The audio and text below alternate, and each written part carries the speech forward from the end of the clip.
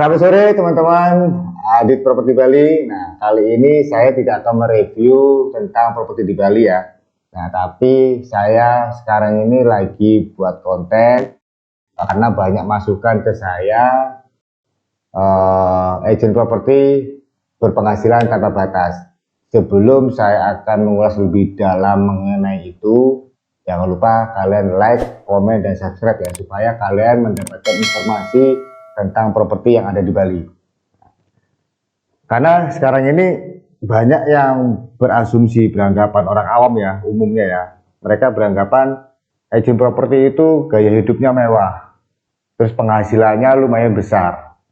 Tapi mereka tidak tahu prosesnya menjadi agent properti seperti apa. Karena menjadi seorang agent properti itu perlu proses yang panjang.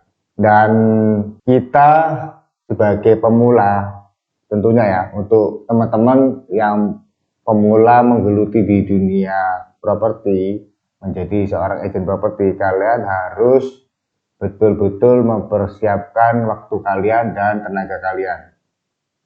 Kalian harus pikirkan matang-matang, karena agent properti itu kita tidak digaji ya. Kita harus mencari sendiri bagaimana kita mendapatkan income dari produk atau bahan properti yang kita jual. Sebelum kita ada di link itu kan perlu proses. Jadi untuk pemula ini harus betul-betul dipikirkan ya, karena kalian harus ingat, jadi seorang agent properti itu kalian paling tidak harus sering-sering mencari bahan listingan untuk kita posting supaya produk atau bahan kita bisa dilihat oleh orang banyak, tentunya investor ya. Dan kedua, kalian kerja di properti itu, kalian kan setiap hari ada pengeluaran. Sedangkan di properti itu, kita penghasilannya nggak tentu, tergantung kita. Ya, jadi kita harus siap di situ dulu ya. Kalau kita nggak siap di situ, jangan coba-coba. Karena kebanyakan sekarang ini banyak orang menjadi agent properti itu hanya melihat dari sisi penghasilan yang besar, tapi mereka tidak tahu seperti apa prosesnya. Nah, kali ini saya akan kasih gambaran untuk kita menjadi agent properti itu. Kita harus betul-betul fokus ya. Kita nggak bisa main-main. Kenapa kita harus serius? Karena menjadi seorang agent properti itu kita harus betul-betul sangat fokus. Kita harus fokus, kita harus menjalin relasi yang luas, dan kita harus memposting bahan yang kita punya. Dengan catatan, pokoknya untuk yang pemula, kalian harus tetap semangat dan jangan pernah menyerah ya. Karena biasanya agent pemula ini pengennya cepet-cepet deal, ya kan? Karena apa? Karena kalau kita pendapatan kita sama pengeluaran kita nggak balance, itu biasanya itu akan terhenti di tengah jalan. Jadi untuk teman-teman semuanya, tolong catat ya. Jadi kalian harus betul-betul mempersiapkan diri itu semuanya. Dan biasanya menjadi seorang agent properti itu ada suka dukanya. Kalau suka dukanya ya banyak ya hal ya. Kalau kita mau bilang suka dukanya, kalau sukanya kita setiap hari bisa bertemu dengan orang yang berbeda-beda. Nah, dukanya itu, nah ini dukanya ya. Jadi kalian harus siap. Kadang menjadi seorang agent properti itu kita nggak setiap hari makan di restoran mewah, terus kita harus meeting dengan tempat yang mewah gitu kan.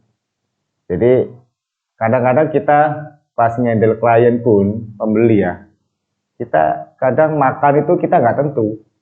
Kadang kita menahan lapar. Karena apa? Karena kita ingin klien kita ini dilayani dengan baik. Contoh saya aja kalau lagi ngendel klien ya, klien besar yang potensial gitu ya. Karena saya pagi sampai sore nggak sempat makan, Karena kalau saya ada waktu luang kosong itu biasanya saya makan di pinggir jalan. Nah, tapi saya nikmatin karena ini pekerjaan saya gitu loh. Jadi apapun pekerjaannya kita kerjakan, kita harus senangin dulu ya. Jangan pernah mengeluh. Dan kita harus optimis. Masuk di dunia properti, kita harus punya target. Kalau tidak, kita harus punya target. Sekarang kalau kita sudah masuk di dunia properti, targetnya kita apa? Kita harus tanamkan target kita. Kita harus tanamkan semangat kita. Jangan kita nggak di 1 bulan, 2 bulan kita down. Tapi kita harus termotivasi ya. Kita harus mencari solusi. Gimana caranya supaya dalam 1 bulan itu teman-teman bisa deal ya. Jadi pesan saya nantinya buat teman-teman apa namanya, kalian tetap belajar, kalian harus tetap berusaha, jangan patah semangat ya. Jadi yang beranggapan selama ini orang bilang agent properti penghasilan besar, iya besar bagi yang sudah pengalaman, yang sudah tahu triknya bagaimana caranya. Tapi yang pemula, nah kalian harus benar-benar mempersiapkan diri ya. Jadi kalau cuma coba-coba, mendingan jangan.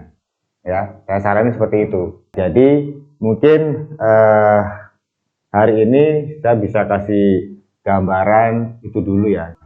Jika Anda ingin bertanya, silakan tulis komentar Anda di bawah ya.